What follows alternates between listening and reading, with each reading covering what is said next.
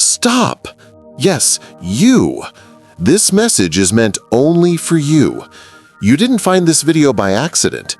God arranged this exact moment for you.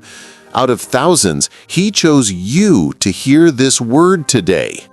Pay close attention because it will speak directly to your heart.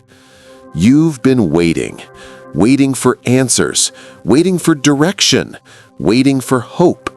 And today, God is speaking directly into your life. This is the confirmation you've been longing for, the encouragement that your faith, your patience, and your perseverance were never in vain.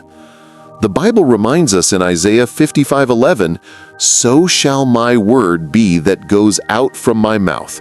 It shall not return to me void, but it shall accomplish what I please, and it shall prosper in the thing for which I sent it." God's word for you today is powerful. It will bring the guidance, the strength, and the breakthrough you've been seeking. Like the disciples who waited in the upper room before the Holy Spirit came, like Hannah who prayed patiently for Samuel, your waiting is about to produce a blessing. God is ready to move. He is ready to provide clarity, peace, and joy in ways that will surprise you.